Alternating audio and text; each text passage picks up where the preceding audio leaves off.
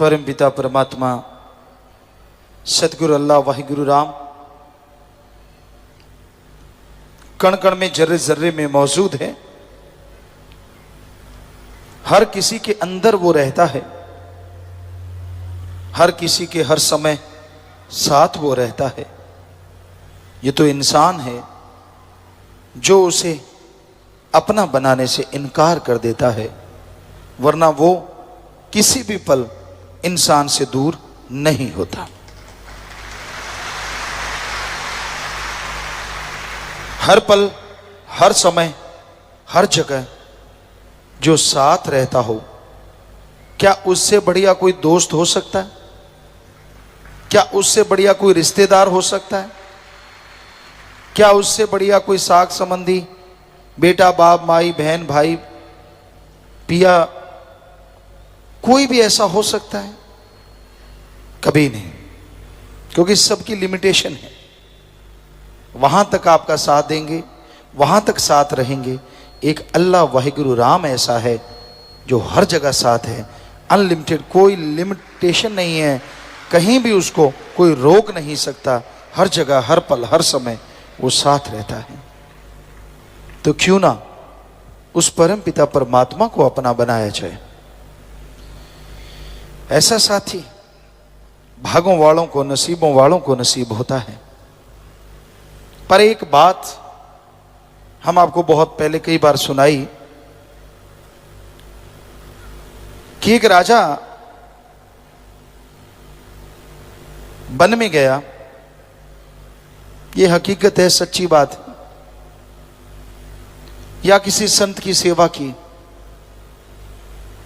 वो राजा बहुत महान था, बहुत अच्छे कर्म करता था, प्रजा की बड़ी संभाल करता था। तो एक संत पीर फकीर खुश हो गया, कहने लगा, राजन मैंने भक्ति की है और एक फल हासिल किया है, इसको अगर आप खाओगे तो थोड़ी देर में ऐसा परिवर्तन आएगा, आप बिल्कुल नौजवान जौवन पे तंदुरुस्त हो जाओगे और कभी वृद्ध अवस्था, बुजुर्ग अवस्था को हासिल नहीं होगे, हमेशा जवान रहोगे। आप इतने परोपकारी हो, इतने अच्छे राजा हो, आपको हमेशा ऐसे रहना चाहिए। तो बादशाह ने फल ले लिया, पर वो बादशाह अपनी महारानी से बहुत प्यार करता था, बेहद प्यार, बेहद मोहब्बत। तो वो फल लाके उसने महारानी को दे दिया कि मेरी महारानी खाएगी, हमेशा ऐसी रहेगी, जिसे मैं प्यार करता हूं, आखिर तक रहेगी। समय गुजरता गया। एक दिन, कई दिनों के बाद एक दिन एक वेश्या राजा के दरबार में आई।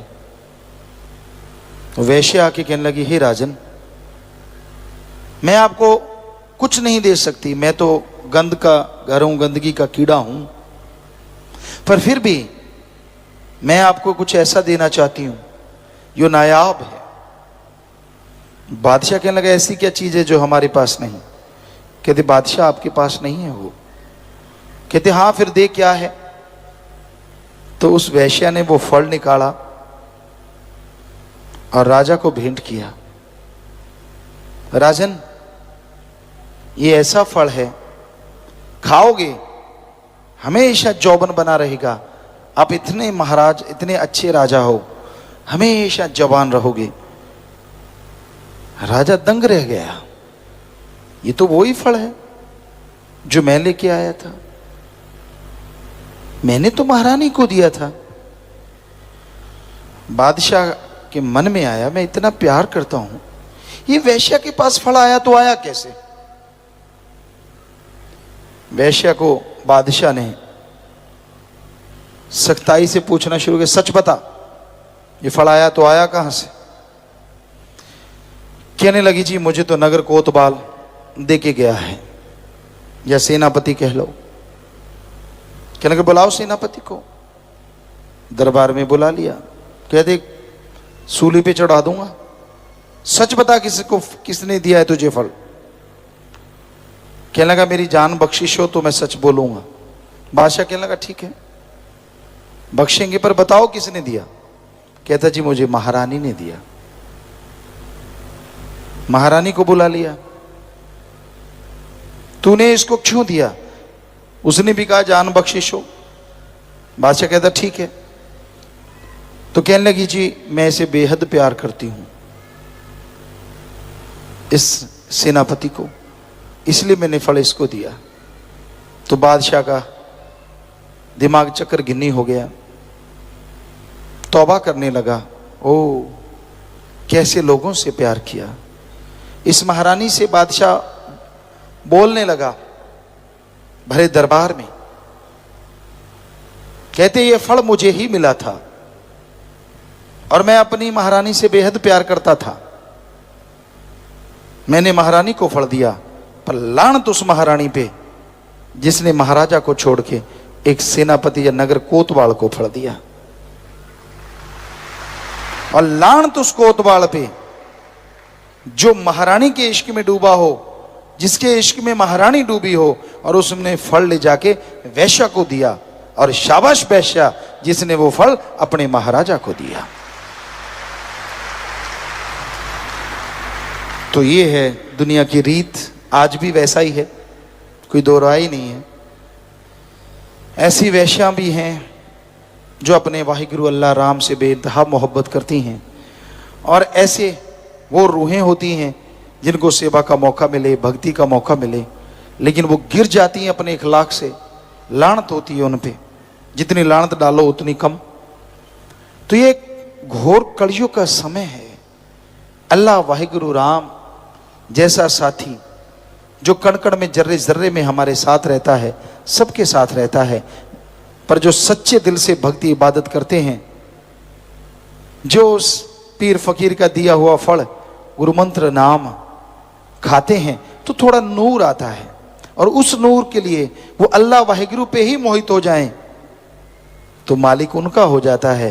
पर अगर उस नूर को लेके किसी कोतवाल के चक्कर में पड़ जाएं तो वो कोतवाल भी वैश्या के पास चला जाता है, और फिर वैश्या परमपिता परमात्मा के चरणों में आ विराजती है।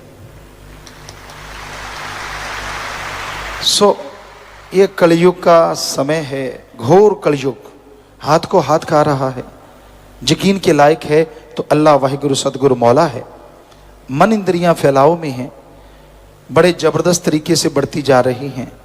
काम वासना, क्रोध, लोभ, मोह, अहंकार, मन माया, लोग इनके अधीन हो गए हैं, गुलाम हो गए हैं। तो प्यार करना है अल्लाह वाहिगुरु सदगुरु मौला से करो, जो इस जहान में तो क्या अगले जहान में भी बाजू नहीं छोड़ता। अरे आप तो क्या, आपके कुलों को भी नहीं छोड़ता, उनका भी उद्धार कर देता है। सो बन के प्रेमी फिर दिल नू डलाउणा की, अगे नू बधा के पैर पिछे नू हटाउणा की। जब मालिक के राह पे चली पड़े हैं, उसके प्यार मोहब्बत के रास्ते पे चली पड़े हैं, तो किसी यार की क्या माननी, किसी चोर की क्या माननी, अपने दिलदार की माननी, अल्लाह राम की माननी, बीच में किसी को नहीं आने देना। ऐसा दृढ़ यकीन हो, हम गारंटी देते हैं कोई उसका बाल बांका नहीं कर सकता, और मालिक दोनों जहां में उसकी और उसके बाल बच्चों की संभाल करते रहते हैं। सो अपने गिरेबान में देखो, अपनी कमियों को निकाल डालो, मालिक कोई कमी नहीं छोड़ता। ईश्वर का नाम, अल्लाह वाहिगुरु गॉड खुदा रब का नाम जब इंसान पुकारता है तो उस तक लाजमी पहुंचता है। आपका अगर कोई नाम ले, आप अगर बहरे नहीं तो आपको सुनेगा और आप बात करेंगे। भगवान तक भी जब कोई उसका नाम लेके उसे बुलाता है तो उसकी आवाज पहुंचती है, लेकिन उसकी आवाज आप तक नहीं पहुंचती, क्योंकि काम वासना, क्रोध, लोभ, मोह, अहंकार, मन, माया के पर्दे लगे हुए हैं आपके कानों में, आंखों में, दिलो दिमाग में। आपकी आवाज पहुंचती है और उसकी आवाज वापस में आती है। तो इन पर्दों को हटाना जरूरी है, और ये पर्दे ऐसे हैं जो अपने आप नहीं हट सकते। बहुत ही मुश्किल है। इनको हटाने के लिए निरंतर प्रभु के नाम का सुमरन करना पड़ता है। मालिक की बनाई सृष्टि की सेवा करनी पड़ती है। ज्यों ज्यों सेवा करते जाओगे, ईश्वर के नाम का जाप करते जाओगे, ये पर्दे फटने शुरू हो जाएंगे। निरंतर किया गया सुमरन आप आत्मा और परमात्मा के बीच के विषय विकारों के इन पर्दों को बिल्कुल जला के राख कर देगा, तो मालिक की आवाज भी सुनाई देगी और मालिक दिखाई भी देंगे। पर इसके लिए साधना करनी पड़ती है। अपने शरीर को साधना है, अपने विचारों को साधना है, दिलो दिमाग को साधना है, अपने कर्मों को साधना है।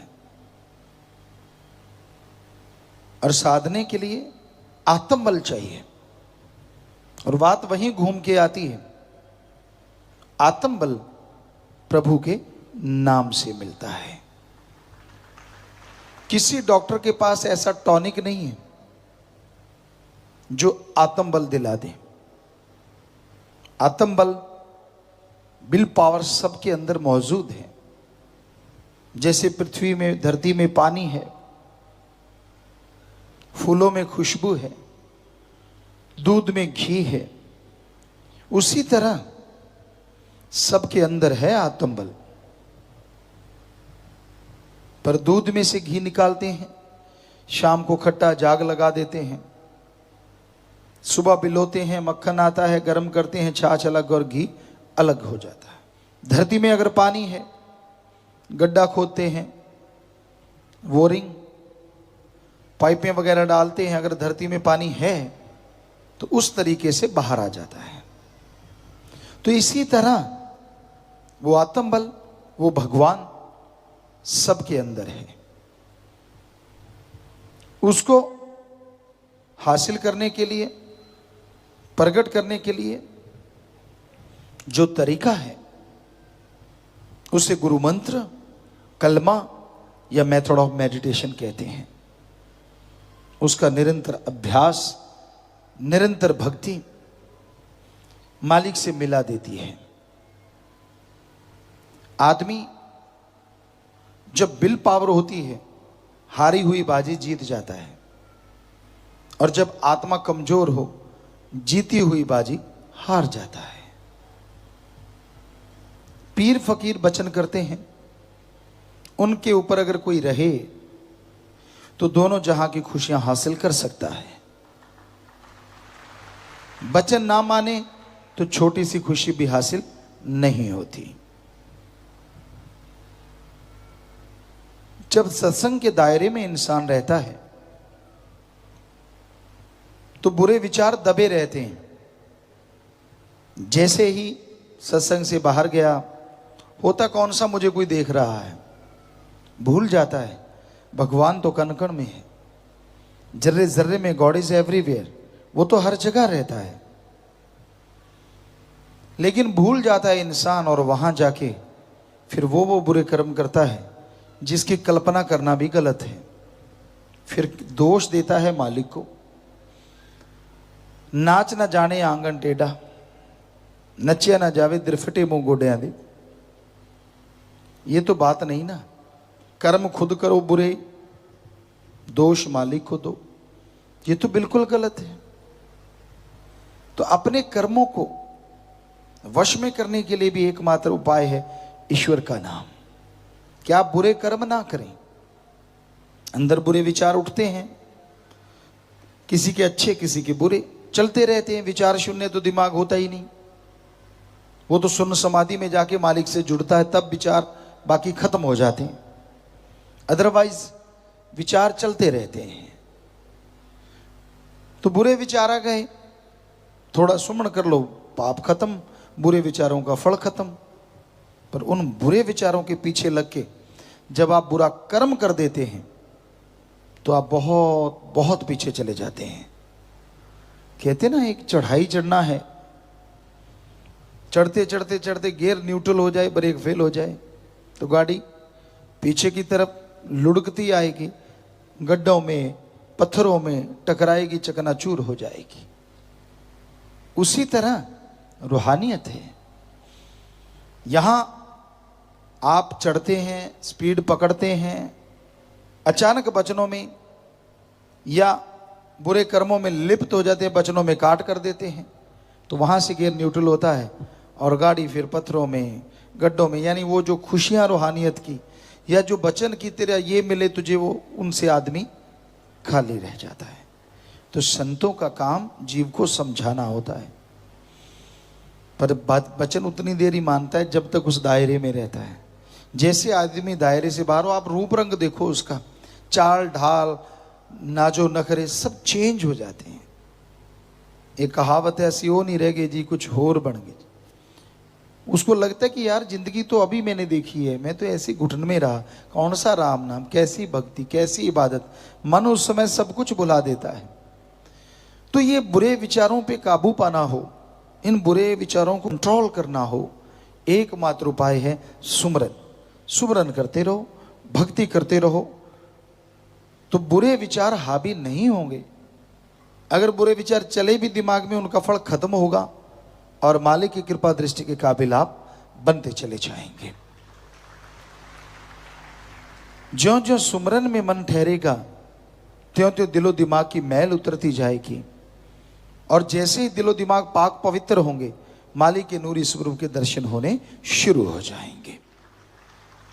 तो इसलिए भाई वचनों को मानो, वचनों पे चलो, ताकि तमाम खुशियां मिलें, आपके गम दुख दर्द चिंताएं मिट जाएं और मालिक के कृपा पात्र आप बन सकें। कई लोग कह देते हैं हमारे पास फुर्सत नहीं। फुर्सत इंसान को मरते दम तक नहीं मिलती अगर वो ना चाहे।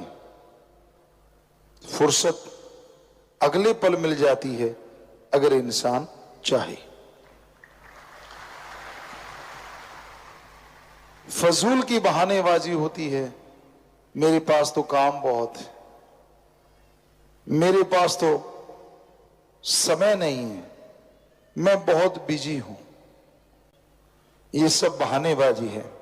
अगर आपके पास समय नहीं तो रोटी मत खाया करो। समय नहीं, सुबह फ्रेश होने मत जाया करो, ना ना, उसके लिए समय है। तो क्या अल्लाह वाहिगुरु ही फालतू है जिसके लिए समय नहीं है? अरे एक दिन रोटी नहीं खाओगे तो मर नहीं जाओगे, एक दिन फ्रेश नहीं होगे तो कुछ नहीं होगा, लेकिन एक दिन अल्लाह वाहिगुरु को याद नहीं करोगे तो पता नहीं कितने संचित कर्म आपको भोगने पड़ेंगे। याद कीजिए, नियमानुसार समय निश्चित कर लीजिए। हां, जिनमें हिम्मत है वो सुबह 2 से 5, जिसे हिंदू धर्म में ब्रह्म मुहूर्ता, सिख धर्म में अमृत वेला, ईसाई धर्म में the gospel time, the gospel Indian time early morning between 2 to 5, और इसी तरह इस्लाम धर्म में बांगे वक्त, इलाही वक्त, फर्ज। तो सुबह का समय चुनिए, उस समय में मालिक की बहुत रहमतें मिलती हैं। चलो, कई लोग सोते ही सुबह के ब्रह्म मुहूर्त में, तो उनका ब्रह्म मुहूर्त 12-1 बजे होता है, क्योंकि वो उठते ही तब है। तो एक कहावत है, जब जागो तभी सवेरा। जब भी आप उठ जाएं, जब भी आपको समय मिल जाए, उसी समय आधा घंटा घंटा मालिक की याद में बैठ जाइए। अरे वो आधा घंटा सुबह शाम बैठना आपके बाकी 23 घंटों को बेइंतहा सुखनुमा, खुशनुमा बना देगा।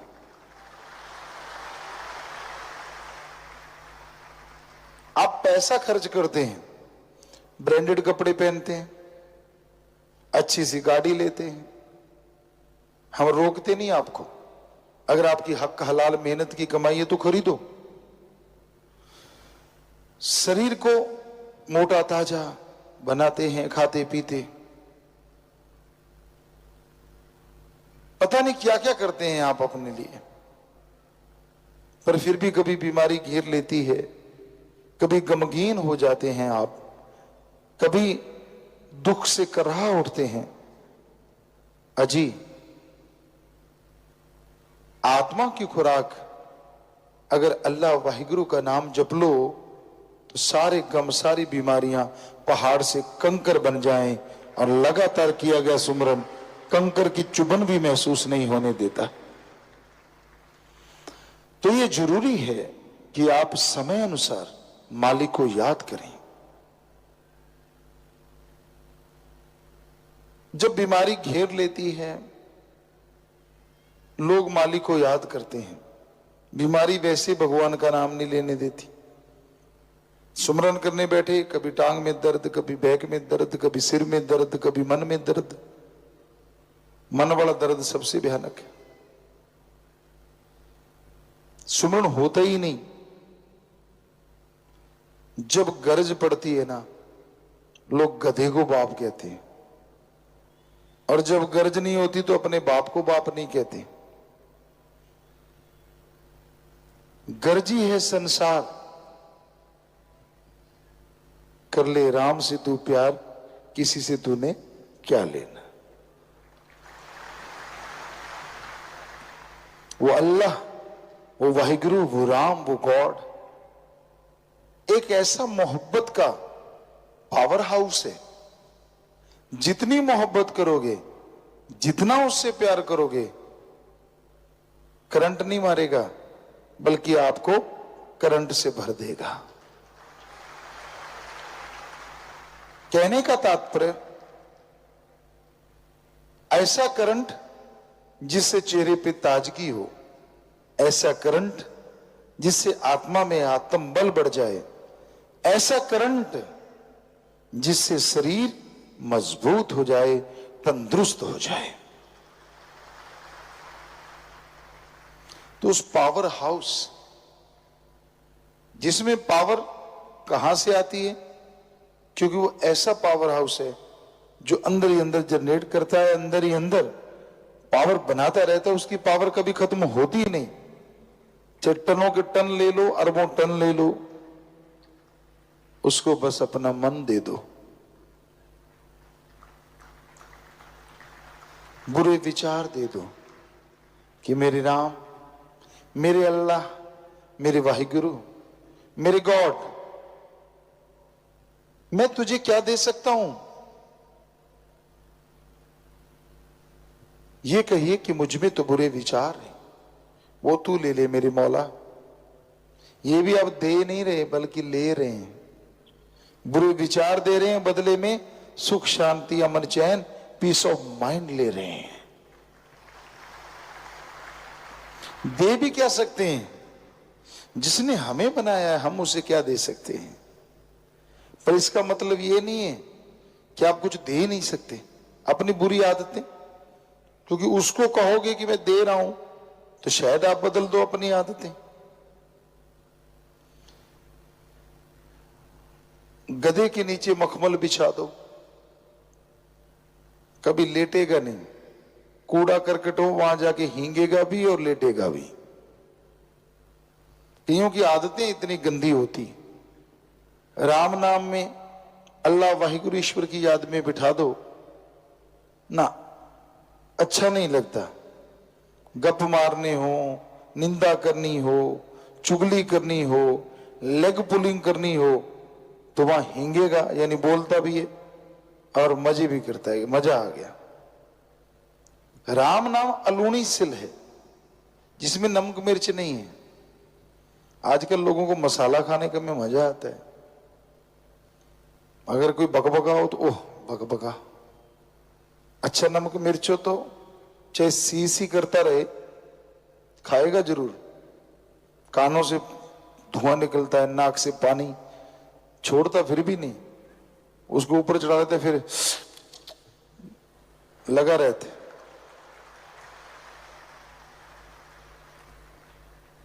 उसी तरह तो है। आप देखो यहां गप मर है, क्या था वहां, किसी ने कहा यार उधर मैंने कुछ देखा, तो दूसरा दौड़ के अच्छा क्या था। हम कई बार स्कूल की बात आपको बेपरवाह ने याद करवा दी हमें, आपको सुनाते हैं छोटी सी बात। कई बार हम वैसे ही बैठ जाते, आप करना मत ऐसा, ये वचन है, करना मत कभी, चलो एक आध बार मजाक में हो जाता है, ऐसी कोई बात नहीं। तो हम तो देखते थे कि कैसे लोगों में भ्रम पड़ जाता है, तो हम चंद लोग बैठ जाते, वहां से जो गुजरता उसको गौर से देखते, यूं ऐसे देखा उसको, और जैसे वो टर्न हुआ पास से गुजरा उसको यूं देखा, और बाद में यूं कर देते। वो जब तक मान लो वहां तक जाता है वो यूं ही करता जाता कि मेरे है क्या, हंसे क्यों मुझे देख के। तो ये आदत हो जाती है आदमी को, क्योंकि कोई अपने आप को परफेक्ट मान ही नहीं सकता। परफेक्ट तो अल्लाह वाहिगुरु राम है, उसमें कोई कमी निकाल नहीं सकता। और आदमी में कमियां होती हैं, अगर राम का नाम ले तो राम कमियां निकाल सकता है, अल्लाह कमियां निकाल सकता है, वाहिगुरु कमियां निकाल सकता है। नाम रख देने से कोई भगवान नहीं हो जाता। बहुतों के नाम ईश्वर होते हैं, बहुतों के नाम राम, किसी का अल्लाह, किसी का कुछ, नाम बहुत सारे होते हैं, पर ये नहीं कि वो भगवान ही बन गया। प्रभु भी हमने नाम सुने, क्या नाम है, मेरा नाम प्रभु है, खाता सारा दिन गंदगी है। तो नाम से कुछ नहीं पड़ा। नाम शेर सिंह के सामने कुत्ता भौंक रहा है इसलिए खड़ा हूं, देखने में आता है ऐसी चीजें बहुत बार। तो नाम से नहीं, कर्म से पहचान होती है आदमी की, कर्म से। कर्म अच्छे करो, ज्ञान जोगी बनो, कर्म जोगी बनो, अल्लाह वाहिगुरु का नाम जपा करो। दिखावे पे जोर ना दो, रियल लाइफ जीने की कोशिश करो। तो पेपर होते हैं, बच्चे पढ़ाई में याद करते हैं, मालिक आज रात को पेपर दिखा देना, कल को कर लूंगा, बदले में लड्डू खिलाऊंगा, पेड़े खिलाऊंगा। तब उसे लगता है कि भगवान मैं कुर्बानी कर रहा हूं, तुझे लड्डू खिला रहा हूं। जितनी बुद्धि उतनी सोच। ये भूल जाता है तू क्या खा कुर्बानी कर रहा है, जो तुझे बना सकता है क्या वो लड्डू नहीं बना सकता। बिजनेस में घाटा है तो भगवान को चूना लगाने को तैयार, देख घाटा पड़ रहा है, मैं तो तेरा बंदा हूं। पहले किसका था, गधे का। सोचने वाली बात, देखो आप लोगों को सुना है हमने, मैं तो तेरा बंदा हूं, बचा ले। और जैसे काम निकल गया फिर उसी का दोबारा, मालिक का नहीं रहता। 100 में से 99 काम किसी के कर दो, एक काम ना करो, मुंह यूं हो जाता है जैसे गुब्बारा, सारे भूल जाते किए कर्म। तो प्यारे साथ संगत जियो, कभी भी ऐसा नहीं होना चाहिए इंसान को। मालिक के रहमो करम को हमेशा याद रखो, उसकी दया में रहमत को कभी दिलो दिमाग से भुलाओ मत, उसके गुण गाओ, भक्ति इबादत करो। अगर कंटिन्यू गाते रहोगे तो कंटिन्यू फल आएगा, टेम्परेरी गाओगे तो टेम्परेरी आएगा। इस कलयुग में आदमी ये चाहता है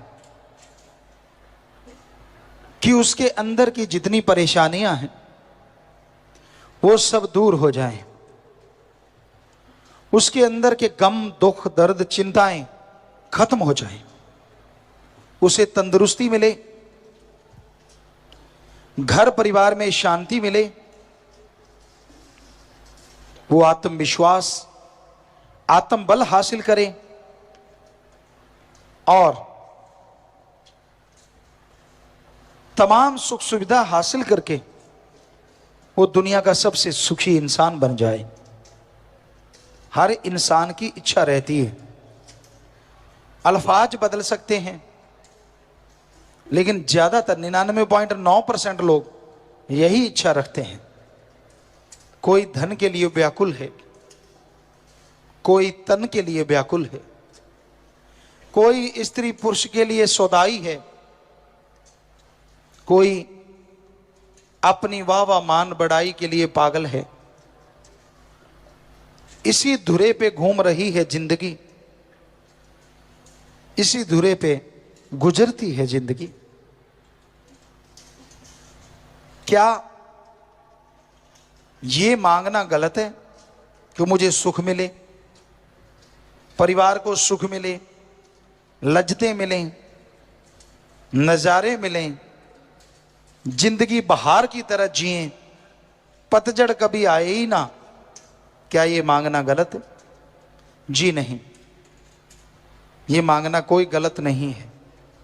हर आदमी के अंदर इच्छाएं होती हैं और ऐसी इच्छाएं फितरत है इंसान की, पर इन इच्छाओं की पूर्ति के लिए लोगों के रास्ते गलत हैं। लोग सोचते हैं ठगी, बेईमानी, भ्रष्टाचार, बेईमानी से पैसा कमाओ, सारी सुख सुविधा हासिल कर लो, अंदर शांति मिलेगी, आनंद मिलेगा, लज्जत मिलेगी। जो कि बेईमानी है, बिल्कुल गलत है। सुख सुविधा, शांति तभी मिलती है जब इंसान पीर फकीर के वचनों पे अमल करता है। पैसे से मिलती होती तो दुनिया का नंबर 1 धनाढ़ सबसे सुखी होता, जबकि उसके अंदर भी टेंशन है, वो भी परेशान है, कहीं ना कहीं कोई ना कोई बीमारी, तकलीफें उसे भी घेरती हैं। शक्ति से अगर शांति मिलती तो हाथी हमेशा शांत रहते, परमानंद में डूबे रहते। क्यों टक्करें मार मार के पेड़ गिराते? क्यों आपस में एक दूसरे के दांत तोड़ते? नहीं, ताकत से भी शांति नहीं मिलती।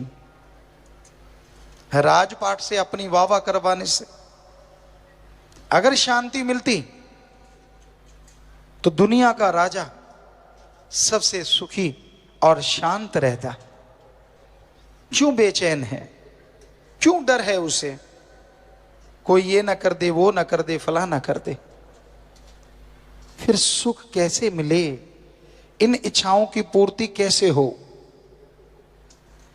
इन इच्छाओं की पूर्ति के लिए एकमात्र तरीका ओम हरि अल्लाह वाहिगुरु का नाम जपना है, उसकी बनाई सृष्टि की सेवा करना है। उससे जो परमानंद मिलता है, जो लज्जत मिलती है, वो लिख बोल के बयान नहीं हो सकती। और इस पे कोई टैक्स ही नहीं लगता। आप कोई बिजनेस करते हैं, कोई व्यापार करते हैं, पहले पैसा तो लगाना पड़ता है, फिर जाके पैसा फलता फूलता बढ़ता है। पर इस आत्मिक शांति के लिए जो प्रभु का नाम है, अल्लाह वाहिगुरु का नाम है, उसका कोई पैसा नहीं देना पड़ता। तुलसी जी ने फरमाया, ईश्वर नाम अमोल है, बिन दाम बिकाए, तुलसी ये आचर्ज है, ग्राहक कोई ना आए। तब ग्राहक नहीं आते होंगे, अब तो सदगुरु की इतनी रहमत है कि जगह कम पड़ती जा रही है। हां, अगर दुनिया के नजरिए से देखें, सारी जनसंख्या के नजरिए से देखें, तो वाकई ग्राहक कम है। क्योंकि आदमी सोचता है यार जो महंगी चीज है, क्योंकि कहावत बना रखी है, महंगा रोए एक बार, सस्ता रोए बार बार। तो आदमी सोचता है जो पीर फकीर ज्यादा पैसे लेगा और नाम देगा वो ज्यादा अच्छा है। जो पैसा लेता ही नहीं, वो तो बड़ा सस्ता सा नाम है, क्या काम करेगा? हे भक्तजनों, हे भाई बहनों, सब लोग, माली का नाम वही फलता फूलता है जो फ्री में संत देते हैं। जिसका पैसा ले लिया जाता है वो राम नाम फलता फूलता नहीं। हां, पैसा लगाओ, किसी बीमार का इलाज, भूखे को खाना, प्यासे को पानी, नंगे को कपड़ा, नी आसरे को आसरा यानी घर वगैरह बना के दीजिए। कार्य जो अपने कर रहे हैं उन पे पैसा लगाइए। नाम चर्चा घर बनते हैं जिनसे नशा छोड़ने की प्रेरणा मिलती है, बुराइयां छोड़ने की प्रेरणा मिलती है, वो सच्चा दान है अगर आप करते हैं तो। नाम जिसे मिल जाता है वो भाग्यशाली जीव होता है। जिस तरह कीचड़ में कमल खिल जाता है, उसी तरह इस घोर कलयुग में परमपिता परमात्मा का नाम लेने से कीचड़ में त्रिलोकी के चक्कर में फंसी हुई जीवात्मा भी कमल की तरह खिल जाया करती है। इसलिए जिसको नाम मिला है उनको चाहिए कि उसका सुमरन करें। बेइंतहा खुशियां हैं, बेइंतहा लज्जतें हैं, बहुत ही ताकत है, बहुत ही शक्ति है परमपिता परमात्मा के नाम में। इंसान को जो उसके कर्मों में लिखा है वो मिलता है, और जो कर्मों में नहीं लिखा ईश्वर के नाम से वो भी मिल सकता है। कर्म का लेखा जोखा भगवान के द्वारा होता है। कहते हैं जो भगवान ने लिख दिया, जो कर्मों में लिखा गया वो तो मिलेगा, इसमें कोई दो राय नहीं। लेकिन जो नहीं लिखा, भगवान के नाम से आप उसे अपने भाग्य में लिख सकते हैं। इतनी ताकत है ईश्वर के नाम में, इतनी शक्ति है भगवान के नाम में। आप दुनिया में हर अच्छे नेक क्षेत्र में सक्सेस होना चाहते हैं, सफलता हासिल करना चाहते हैं, और उसके लिए आप अपने तन से, अपने दिमाग से पूरा जोर लगाते हैं, पर फिर भी कई बार सफलता आपके हाथ में आके फिसल जाती है। पूरी मेहनत करने के बावजूद आप कामयाब नहीं हो पाते। कई लोग ये सवाल करते हैं कि गुरुजी ऐसा क्यों होता है?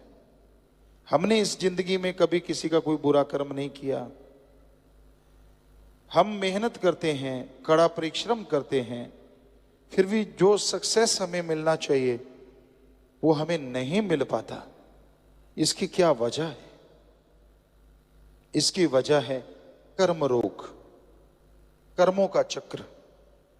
इस जन्म में आपने कोई बुरा कर्म नहीं किया, बहुत ही अच्छी बात, लेकिन 84 लाख शरीरों का अगर एक एक बुरा कर्म भी माने तो 84 लाख बुरे कर्म हैं आपके साथ। और जब तक उन बुरे कर्मों को खत्म नहीं किया जाएगा, सब कुछ होते हुए भी आप कंगाल रहते हैं। कैसे खत्म होते हैं? कैसे खत्म होता है ये कर्मों का दायरा? ईश्वर की भक्ति से, प्रभु के नाम के सुमरन से जन्मों जन्मों के पाप कर्म खत्म होने लगते हैं। और जल्दी खत्म करना चाहो तो सेवा करो। सेवा अति उत्तम धंधा है। सच्चे दिल से, भावना से अगर कोई सेवा करता है, पीर फकीर जो वचन कहते हैं उनको मान के अगर कोई सेवा करता है, तो यकीनन जन्मों जन्मों के पाप कर्म बहुत जल्दी कटने शुरू हो जाते हैं। इंसान सोचता है पता नहीं कितने के पाप कर्म पड़े हैं, पता तो चलता नहीं। पता चलेगा तो हो सकता है आप दबी जाएं। अगर आपको मालूम पड़ जाए कि आपके तो करोड़ों पाप कर्म पड़े हैं, तो हो सकता है दिमाग रूपी पुर्जा हिल जाए। हो सकता है आप भगवान से मुंह फेर लें, और हो सकता है आप और गुनाहों के दलदल में धंस जाएं। इसलिए आप ये ध्यान मत दो पाप कर्म हैं कितने, आप ये ध्यान दो आप पुण्य कर्म कितने करते हो। आप ये ध्यान मत दो कि आप नेगेटिव होते जा रहे हैं, आप ये ध्यान दो कि सुमरन के द्वारा पॉजिटिव होना है। जरा सी सक्सेस नहीं मिलती, आप डगमगा जाते हैं। थोड़ी सी नाकामयाबी मिलती है, आप घबरा जाते हैं। अरे पता नहीं कौन सा भयानक कर्म आपका कट गया। सुमन कीजिए, हिम्मत से आगे बढ़ते जाइए, कभी नेगेटिव ना सोचो और नेगेटिव हो भी ना। इंसान के दिलो दिमाग में दो विचार चलते हैं, पॉजिटिव और नेगेटिव। हमेशा से कोई आदमी विचार शून्य नहीं होता। जब शून्य समाधि में जाता है, मालिक के नूरी स्वरूप के दर्शन होते हैं, तब दुनियादारी के पॉजिटिव नेगेटिव विचारों से आदमी शून्य होता है। सिर्फ और सिर्फ परमपिता परमात्मा का रहमो करम बरस रहा होता है, वो उसे पा रहा होता है, खुशियां मना रहा होता है। अदरवाइज दिमाग कभी विचार शून्य नहीं होता। इसमें विचार चलते रहते हैं, कभी नेगेटिव कभी पॉजिटिव। पर इसका मतलब ये नहीं है कि पॉजिटिव विचार आ गए तो आप फूल के कुप्पा हो जाओ, नेगेटिव विचार आ गए तो चारपाई पकड़ लो कि यार विचार ही बड़े गलत आ रहे हैं, क्या करें, मर गए, हरे तौबा। ठीक है, तौबा करना अच्छी चीज है, लेकिन ऐसा करने से नेगेटिव विचार खत्म नहीं होते, बल्कि सोचो अच्छा, पॉजिटिव सोचो, सुमरन करो, तो अपने आप नेगेटिव विचार खत्म होते चले जाएंगे। विचारों का आना जाना लगा रहता है। विचारों को सुन के उस पे अमल ना करो जो बुरे विचार आते हैं, जो नेगेटिव आता है। विचारों का क्या है, कहते हैं बेटे का नेगेटिव मां पहले सोचती है। उदाहरण के तौर पे बेटा जहाज पे सफर करता है, मां सोचती है जाता जाता जहाज ही ना फट जाए। अब ये तो नहीं सोचती कि कहां 24 घंटे में पहुंचना था, इतना खज्जल खुआर होता, कहां 2 घंटे में पहुंच जाएगा, वो तो नहीं ध्यान देती। तो कहते हैं कि नेगेटिव मां पहले सोचती है, पॉजिटिव बाद में, ये कहावत है। पर उसके नेगेटिव सोचने से कितनी बार जहाज फटा है? कभी हुआ ऐसा? नहीं हुआ। तो फिर क्यों नेगेटिव विचारों के लिए बीमार होना? आ गए, परवाह ना करो, सुमन करो, 5 मिनट भी कर लिया, सेवा कर ली, तो वो उसका असर खत्म हो गया और आपको कोई पाप गुनाह नहीं लगता। पॉजिटिव विचार आ गए तो उन पे जल्दी से अमल कर लो। अच्छे नेक विचार आ गए, भला करने के विचार आ गए, कहीं चले ना जाएं, उनको पकड़ लो और जल्दी से भले काम कर डालो। क्योंकि मन बड़ा शैतान है, ये भले विचारों को ज्यादा देर टिकने नहीं देता, उड़ा देता है। कुछ ना कुछ दिखा दिया, कुछ ना कुछ सोच दिया, कोई सब्ज बाग बना दिए और आदमी गुमराह हो जाता है। इसलिए भले विचारों का पीछा करते रहो, नेगेटिव विचारों को छोड़ते जाओ। विचारों का आना जाना लगा रहता है, इनके लिए टेंशन ना करो। ये तो एक आम क्रिया प्रतिक्रिया है जो इंसान के अंदर चलती रहती है। बस सुमन करते रहो। सेवा जिनको मिलती है वो अति भाग्यशाली है, बाकी उनकी जन्मों जन्मों की भक्ति है। इस कलयुग में सेवा करना बड़ा मुश्किल है।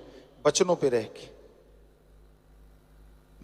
रह के जो सेवा करते हैं, यकीनन मालिक उनके जन्मों जन्मों के पाप कर्म काट देते हैं और दया में रहमत से माला माल कर देते हैं।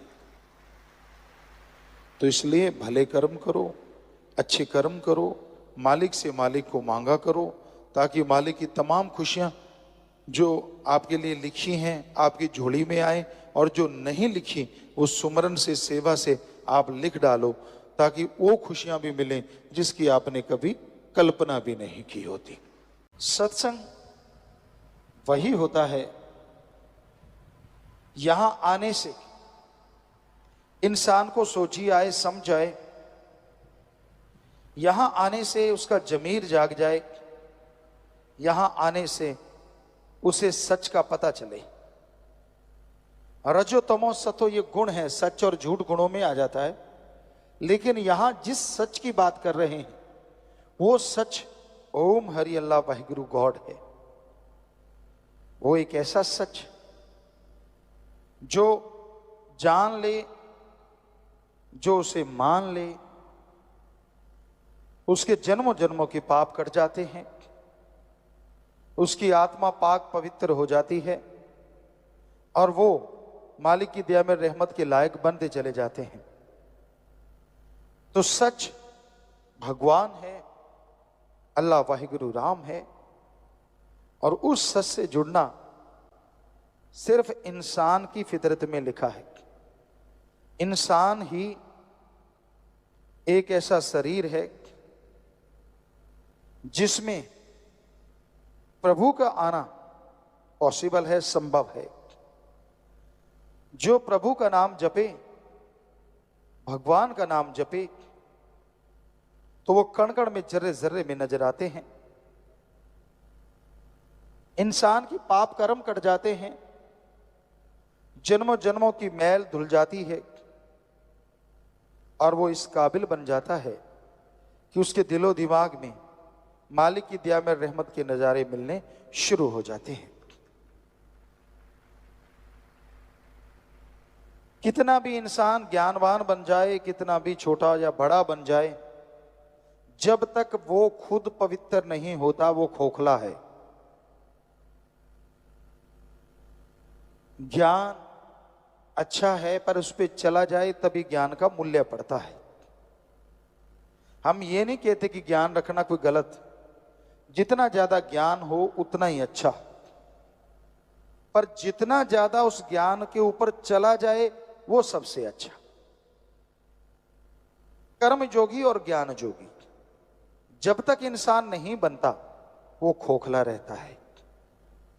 सिर्फ कर्म करना जानते हो, किसी पशु की गर्दन मरोड़ दी, किसी पक्षी को मार दिया, ये भी कर्म है, लेकिन ज्ञान नहीं है तो ये पाप कर्म हो गए। किसी के हाथ से निवाड़ा छीन लिया, किसी को तड़पाया, किसी को दुखी किया, हर टाइम किसी को तंग करते रहे, ये भी कर्म है, लेकिन ये पाप कर्म है। इसलिए कर्म योगी के साथ साथ ज्ञान योगी होना अति आवश्यक है। जब तक इंसान ज्ञान योगी नहीं बनता तब तक मालिक की कृपा पात्र नहीं बना जा सकता। तो अगर आप कर्म योगी और ज्ञान योगी बनेंगे तभी मालिक की दया में रहमत के लायक बन पाएंगे, तभी उसकी खुशियां आपको हासिल होंगी। और सत्संग एक ऐसी जगह है यहां ज्ञान जोगी और कर्म जोगी बनाया जाता है, सिखाया जाता है। जिस तरह स्कूल कॉलेज उनमें दुनियावी पढ़ाई करवाई जाती है, दुनियावी शिक्षा दी जाती है, यह सिखाया जाता है कि आप दुनिया में उस्ताद कैसे बन सकते हैं। यह सिखाया जाता है कि आप दुनिया में सर्वश्रेष्ठ कैसे हो सकते हैं। उसी तरह सत्संग में इंसानियत का पाठ पढ़ाया जाता है, प्रभु से मिलने का सच्चा राह दिखाया जाता है। आप सोचते होंगे सभी रास्ते जो धर्मों में हैं वो प्रभु से ही मिलाते हैं, कोई शक नहीं, सच। पर क्या आप जानते हैं इस कलयुग में राम नाम बिजनेस बन गया है। हम नॉन मेडिकल के स्टूडेंट रहे, जितना पढ़े कम पढ़ पाए, लेकिन जितना पढ़े साइंस में बहुत रुचि थी। नॉन मेडिकल के स्टूडेंट थे, गुरुजी ने बुलाया, उनकी रजा, उनका रहमत। घर में भी धर्म थे, पवित्र गीता, श्री गुरु नानक देव जी की जन्म साखी, सुंदर गुटका और भी शायद रामायण, ये ग्रंथ घर में थे, पढ़ा करते थे।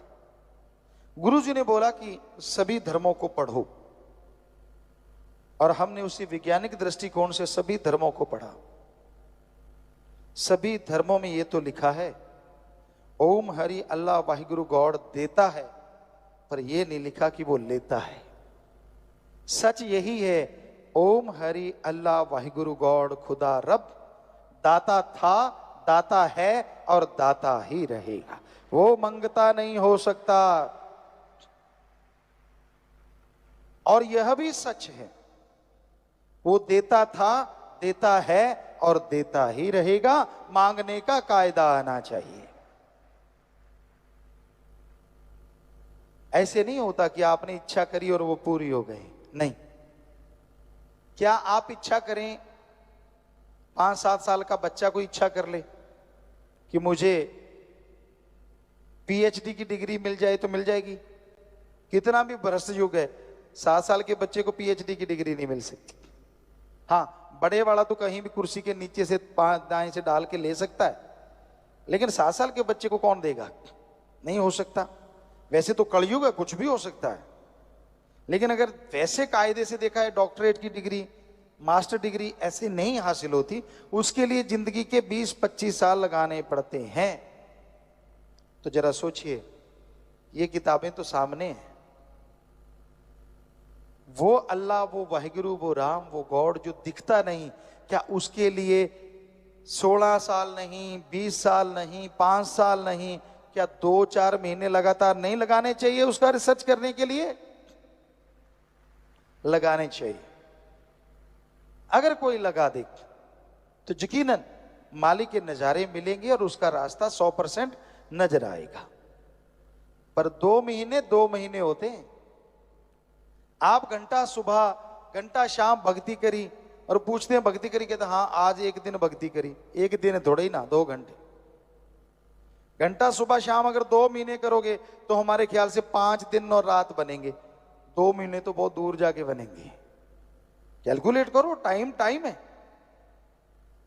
तो ये जरूरी है कि आप सही समय के अनुसार भक्ति करें, फिर उसके नजारे ना मिले तो कहें कि हमारे धर्म झूठे।